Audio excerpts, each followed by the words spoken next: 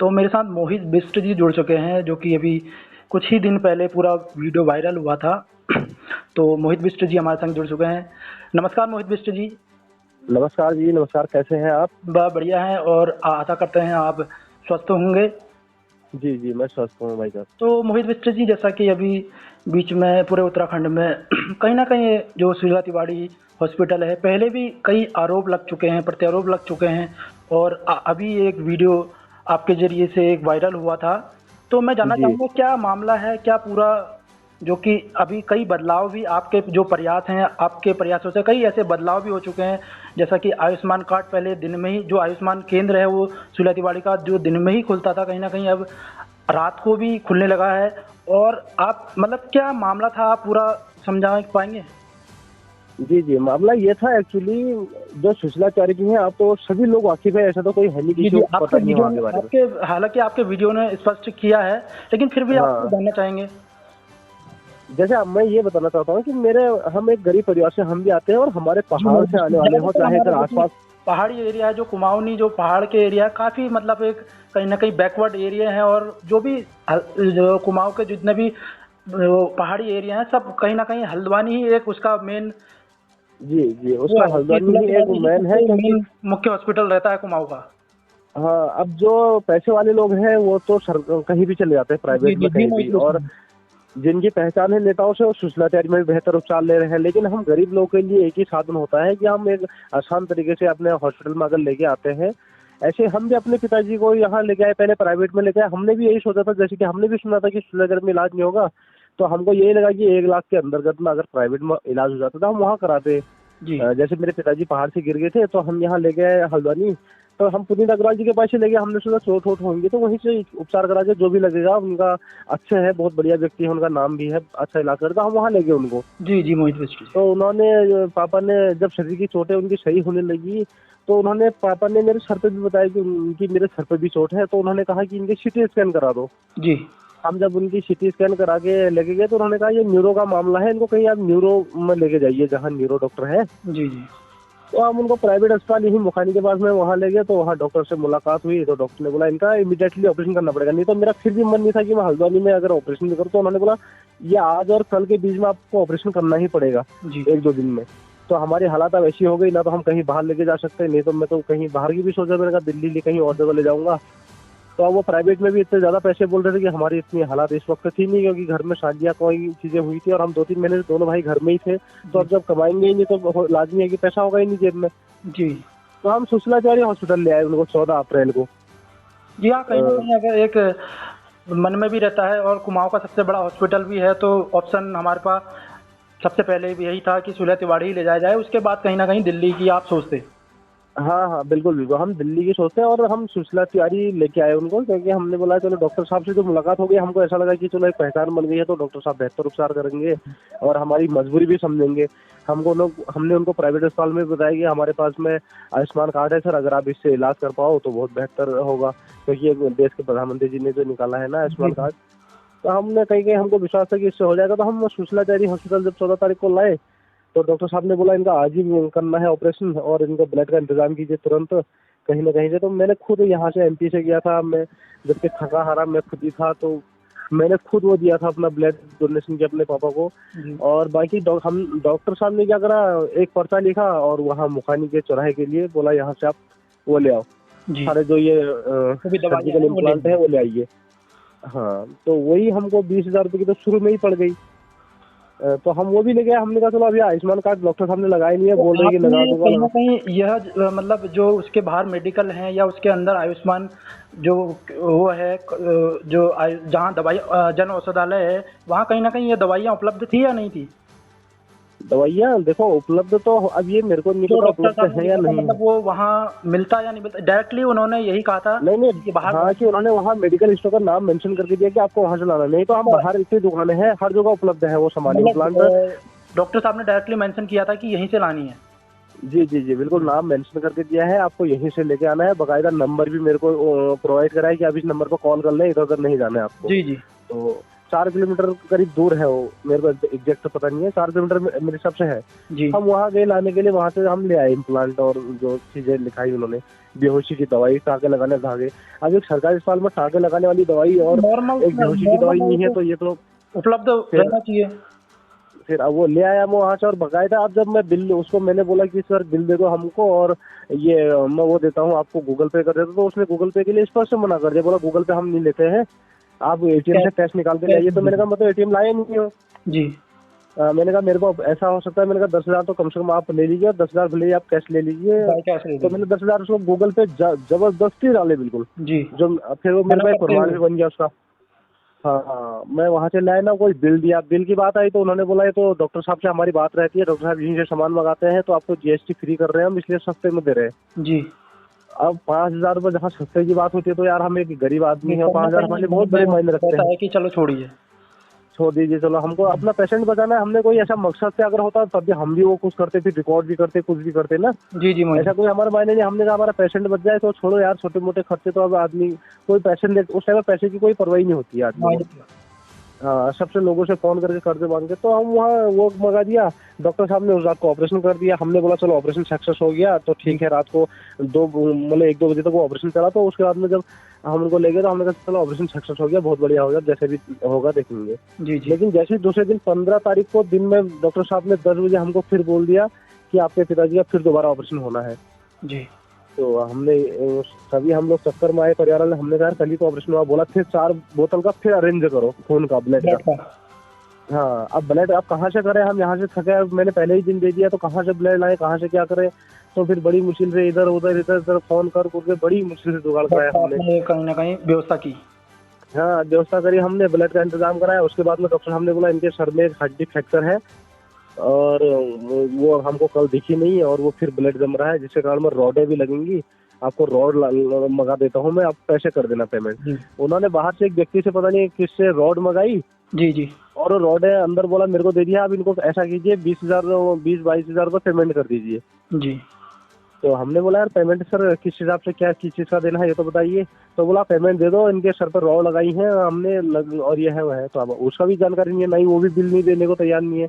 तो बोला डॉक्टर साहब बोले अगर आपको यकीन नहीं आता तो मैं आपको फोटो दिखा दूंगा कि जो तुम्हारे पिताजी के सर पर मैंने रॉड लगाई। बात कर रहे हैं वो बिल जो अंदर काउंटर पे कटता है वहीं की बात है या कहीं और की बात कर रहे थे डॉक्टर? नहीं, वो बंदा बाहर से आया, कहीं से बाहर से लेके आया वो रॉड, कहीं ना कहीं वो कहाँ से आया पता नहीं। डॉक्टर द्वारा यह कहा गया कि ये रॉडें बाहर से आई है तो बिल आप हाँ बिल नहीं, बिल तो दे ही रहे ना, पेमेंट कर दो, बस पेमेंट कर दो, फ्री कर दो इनको। अच्छा, पेमेंट करके इनको फ्री कर दो, इनको छोड़ो। हाँ। अब वो व्यक्ति को उसका भी नंबर मैंने लिया, मैंने बोला ऐसा यार, मैंने उसको आप बीती बताई उस बंदे को, मैंने कहा तुम भी पहाड़ के होंगे, मेरे पे इतने पैसे एकदम से अवेलेबल नहीं है, 22,000 मैं आपको कहाँ से दे दूँ अभी से तुरंत जी। हाँ, तो उससे बड़ी मुश्किल से मैंने उसको आप बीती बताई कि ऐसा हो गया पिताजी का, और हम इतने पैसे ऑलरेडी प्राइवेट में खर्च करके आ चुके हैं, और यहाँ भी खर्च लगातार चल ही रहा है कल से जी। अब तो उसने कहा चलो, मैंने उसको भी 12,000 रुपये गूगल पे किया जी, और मैंने बोला उसको 8,000 रुपये भी तुम शाम को ले जाना, अपना नंबर मेरे को दे दो, मैं कहीं से, मैंने कहा मैं तब तक कर्जे मांग लेता हूँ लोगों से जी। हाँ, तो उसका भी मैंने 12,000 रुपये गूगल पे किया, उसका नंबर नोट कर लिया, और फिर 8,000 रुपये शाम को उसको कैश दे दिए, मतलब 20-22,000 रुपये का वो भी उसका भी हो गया काम। तो वो भी उसका भी बिल नहीं मिला। बाकी उसके बाद बाहर से पहले दिन से लगातार बाहर से वो कभी पाइप हो गया गले के, हाँ सब बाहर से ही मंगाई, उसमें अंदर से हमको कोई बेनिफिट नहीं मिला। 2 ऑपरेशन हो गए और सारी दवाइयाँ बाहर से ही आई, और हमारा आयुष्मान कार्ड फ्री भी नहीं लगाया उन्होंने। दिन में सिर्फ 15 तारीख को जब दूसरा ऑपरेशन हुआ, उसके बाद में डॉक्टर साहब ने वो साइन करे उसमें जी, जो पर्चे में साइन करने होते हैं, डॉक्टर को अप्रूवल देना होता है जी जी। तो उसमें अप्रूवल करा, और हमारा बोला कि चलो तुम्हारा सबमिट हो गया है, हमने फाइल में लगा दिया है, जाओ आप फ्री हो जाओ, तुमको अब सब इलाज अंदर से होगा। तो ठीक है, हमने वो कर रहे हैं, फिर भी डॉक्टर साहब कभी बाहर से मंगा रहे हैं। हमारे समझ में इतना हमारा फोकस होता है पूरा पेशेंट पे, कहीं ना कहीं अपने जो मरीज हैं उन पे ज्यादा फोकस रहता है, इतना सोचने का आदमी को समय भी नहीं मिलता है, आदमी को सोचने का समय भी नहीं मिला। हमारा पूरा फोकस उसी में था। तो मंगाया इन्होंने आयुष्मान कार्ड लगाया नहीं, और 16 या 17 तारीख को डॉक्टर साहब ने फिर बोल दिया कि इनका तीसरी बार फिर ऑपरेशन करना पड़ेगा हमको, और तुरंत 4 बोतल खून का इंतजाम कीजिए। वो भी तीसरा ऑपरेशन कहीं ना कहीं था ही। हाँ, तीसरा ऑपरेशन बिल्कुल करने की तैयारी में जुट गए डॉक्टर साहब। पूरे बेहोशी वाले डॉक्टर खड़े हो गए, सब हो गए। और वो एक डॉक्टर ने हमको बोला आपका अभी तक आयुष्मान कार्ड भी नहीं लगा शायद, और ये आपको बहुत लंबा चौड़ा खर्चा बैठने वाला है। जी, जबकि हमारे एक तो बार होश ही उड़ डॉक्टर के गए। द्वारा आपसे कह दिया गया था कि आपके सभी डॉक्यूमेंट लग गए हैं और आयुष्मान भी लग गया है, अब आपको कहीं ना कहीं इलाज सस्ता मिलेगा। बिल्कुल, हमारे तो होश उड़ गए। और हमने कहा पहले तो तीसरी बार हमने कहा चलो पैसे से तो जो भी है हम अर्ज कर दे। मैंने कहा तीसरी ऑपरेशन का क्या मतलब है यार, ये तो मैंने कहा मर्डर है मर्डर। मेरे को इतना उस टाइम पर गुस्सा आ गया। मैंने कहा अगर इस टाइम पे इन्होंने अगर ऑपरेशन कर दिया, अगर मेरे पिताजी को कुछ हो गया, तो मैंने कहा मैं मर्डर केस का तुरंत अभी कोर्ट में वो डाल दूंगा मैं इनके खिलाफ में, ऐसा दर्ज कर देता हूँ डॉक्टर के खिलाफ। तो फिर वो तीसरा ऑपरेशन के लिए फिर हमारे मेरे साहू जी थे, कोई लखनऊ से आने वाले थे। जी जी। तो उन्होंने बोला तुम अभी ऑपरेशन मत कराना, मैं बरेली में पहुंच चुका हूँ और जब तक मैं नहीं पहुंचू वहाँ तब तक ऑपरेशन बिल्कुल मत कराना। जी तो उनके कारण में हम रुक गए। हमने कहा चलो ताऊ जी आ रहे हैं तो हम ऑपरेशन करता। डॉक्टर साहब को हमने मना कर दिया, हम अभी नहीं कर रहे। और दूसरा मेरे भाई ने बोला यार तुम 4 बोतल ब्लड इंतजाम कर दो। बोल रहे हम कोई पानी का बोतल तो है नहीं, हम 4 बोतल खरीद के दे दें। जी कहाँ से लेके आए इतने बार बार खून, कहाँ किससे मांगे बार बार, किसका खून निचोड़े। जी, कहीं ना मतलब कहीं 2 बार ऑपरेशन कर दिया, बेकार हो गया ब्लड।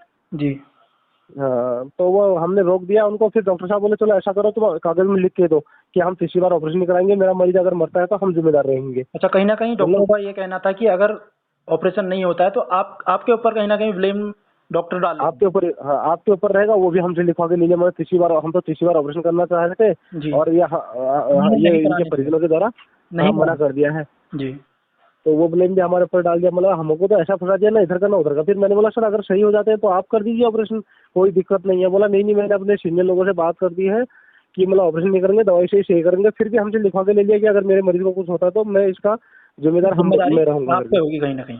आप तो होगी, वो लिखवा के भी ले लिया और ऑपरेशन भी नहीं किया। तीसरी बार फिर हमने भी मनाही कर दिया। हमने कहा मत करो था। अब जब आदमी को जब बचना ही नहीं है इस हालत में तो काहे के लिए बार बार फाड़ रहे हो तुम इंसान को। जी फिर वो सर का मामला है, इतना सीरियस मामला होता है सर का। हाथ पाँव में चोट हो तो कोई आदमी उसका टाँके खोल रहे फिर लगा दे रहे। जी हाँ, तो ऐसे ही चलता रहा। फिर उसके बाद में उपचार चलते रहा उनका। फिर बाद में बोलने लग गए कि उनके चेस्ट, वो उसमें चेस्ट में हो गया, इन्फेक्शन हो गया है। जी। अब वो गले में इतना लंबा पाइप डला रहेगा तो चेस्ट में इन्फेक्शन नहीं होगा। अब 2 बार तुमने ऑपरेशन कर दिया, जबकि इनकी कोई चेस्ट में कभी दिक्कत ही नहीं आई। उससे पहले हमने लगातार उनके एक्सरा करे हैं, ऑपरेशन से पहले कोई इससे उसमें पहले दिक्कत कोई नहीं भी आई चेस्ट में।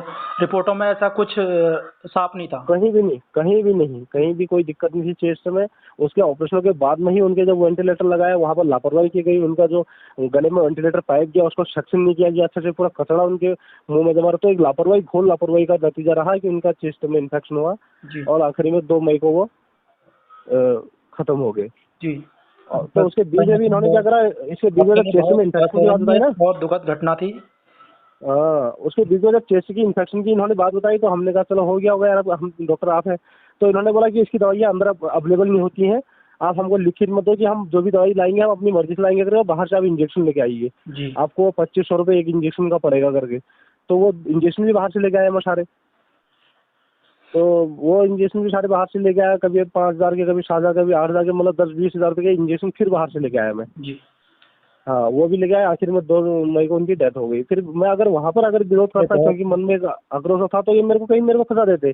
जी हाँ, तो मैंने बोला मैं अभी सारे एविडेंस अपने मैंने जमा करे और मैंने कहा मैं अभी तो कुछ करूंगा नहीं क्योंकि ताज़ा मामला है और दूसरा दिमाग इतना खराब हो गया था। आप पे टूटा था तो उस टाइम तो इतना कोई हाँ, अब इतना था भी नहीं, कोई बड़ा दिक्कत हो गई थी मन में। कहीं ना कहीं उसके बाद जो मोहित बिष्ट जी आपके द्वारा एक वीडियो कहीं ना कहीं आपके द्वारा मतलब दोबारा कहीं ना कहीं ये कोशिश की गई, उसके बाद आपकी डॉक्टर वो वीडियो जो आपका वायरल हुआ था उससे पहले कहीं ना कहीं आपने डॉक्टरों से संपर्क किया था या नहीं? नहीं, मैं किसी से कोई संपर्क नहीं किया। मैंने बस एक आप बीती रखी वीडियो बनाया। मैंने बोला मेरे सामने ऐसी घटना हुई और जिस तरह मैं शिकार हूँ आप भी नहीं होना चाहिए। मैंने कहा अगर आपको ये लगे कि आप सुशलाचारी जा रहे हो जी कि वो जी सरकारी है, हमारा कोई पैसा नहीं पड़ेगा, तो मैंने कहा ये आपकी भूल है।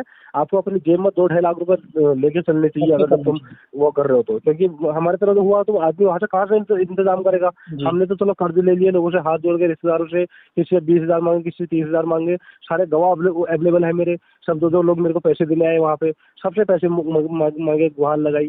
तो और आदमी कहाँ से करेगा, ऐसा पहले ही मैंने कहा आप जुगाड़ करके ले जाओ। ये मेरी एक गुहार थी और मैंने बताया कि डॉक्टर किस तरह वहाँ लापरवाही करते करके। जी।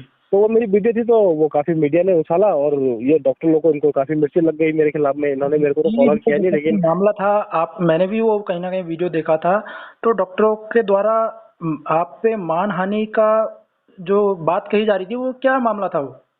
वायरल होने का ये था, पहले जब मैंने पहली वीडियो बनाई थी उसमें मैंने जैसे आरोप लगा दिए थे डॉक्टर के ऊपर में और अस्पताल के डायरेक्टली ऊपर में। आपने मतलब बोला था कि कहीं ना कहीं डॉक्टर्स लापरवाही करते हैं। तो वो जब लापरवाही की मैंने बात रखी, तो उसके बाद में जब वो वीडियो वायरल हुआ तो उसमें डीएम मैडम ने संज्ञान लिया।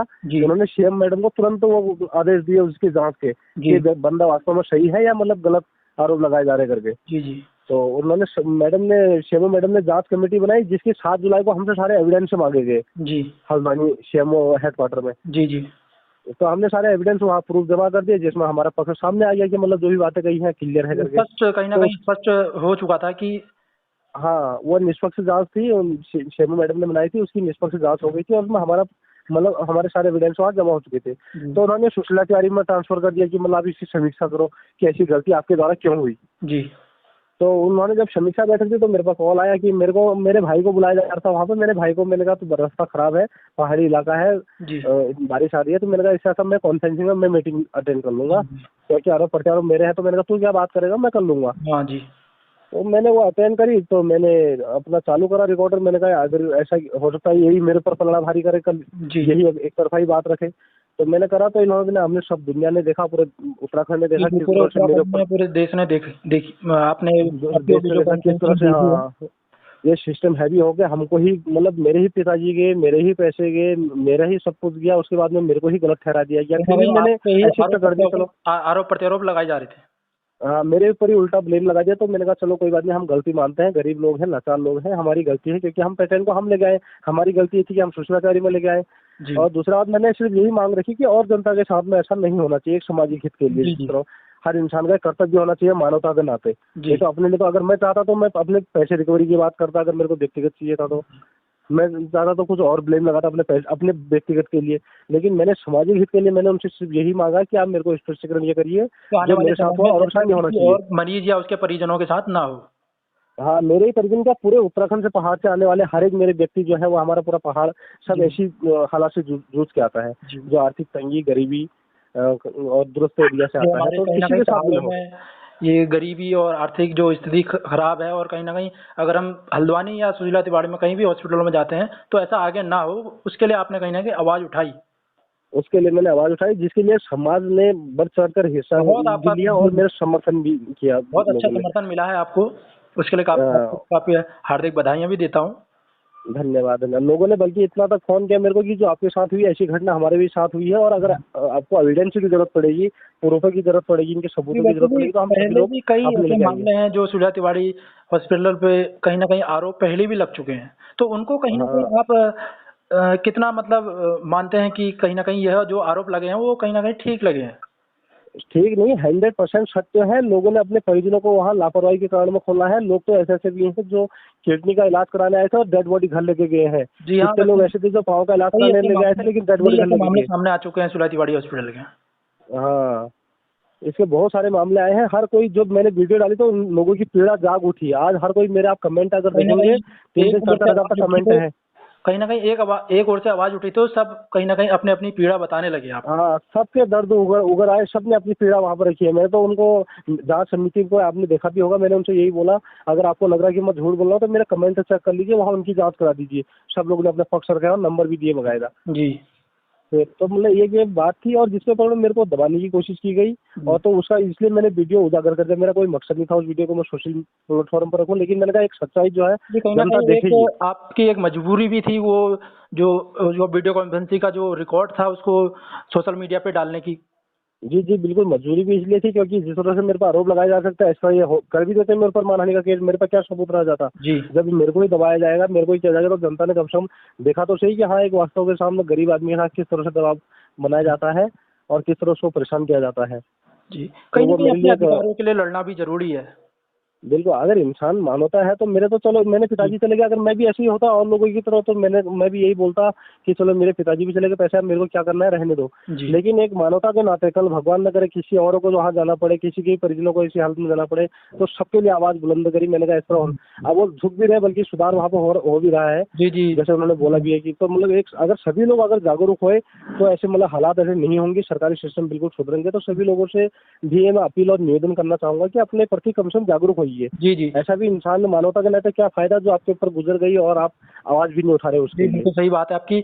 और भी मैं आपसे जानना चाहूंगा, जैसे कि ये तो था हॉस्पिटल का मामला, कहीं न कहीं आपने आपके प्रयासों से बहुत अच्छे सुधार होंगे और आगे आने वाले समय में भी प्रयास जारी हैं।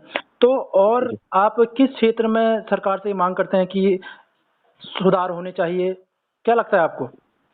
जी, हमारे वैसे तो उत्तराखंड में मैं अगर बात करूँ, हम पहाड़ी क्षेत्रों से आते हैं, तो हमारे वहाँ तो हर चीज़ की दिक्कतें हैं।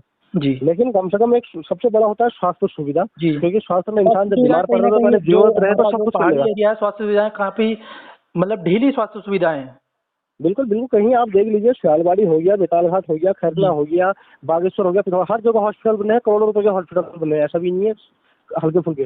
तो सब जगह हॉस्पिटल बने हैं, लेकिन सुविधा के नाम पे बिल्कुल ज़ीरो है। अगर किसी को भी वहाँ चोट लगती है, गिरता है, जी। तो न्यूरो के लिए हो, किसी चीज़ के लिए, उसको हल्द्वानी के अलावा कोई भी रास्ता नहीं बचता है। कहीं पर भी एक अच्छी न्यूरो के हो गए, हॉस्पिटैलिटी अल्ट्रासाउंड आदमी की को सुविधा नहीं नहीं मिल मिल पा रही, रही है। कहीं भी नहीं मिल पा रही। पूरे पहाड़ का एकमात्र सिर्फ हल्द्वानी है, जी। आदमी के लिए मजबूरी के लिए सिर्फ हल्द्वानी आना पड़ता है उसको, जहाँ हल्द्वानी में गरीब आदमी को इस प्रकार लूटा जाता है। कहीं न कहीं उनको ज़बरदस्ती उनके ऊपर प्रेशर बना के लूटने का काम होता है। जी। उनकी मजबूरी को ना समझते हुए, बल्कि उनको पैसे किस तरह निकाले जाएँ इनके, इस तरह से वहाँ पर हालात किए जाते हैं उसके सामने।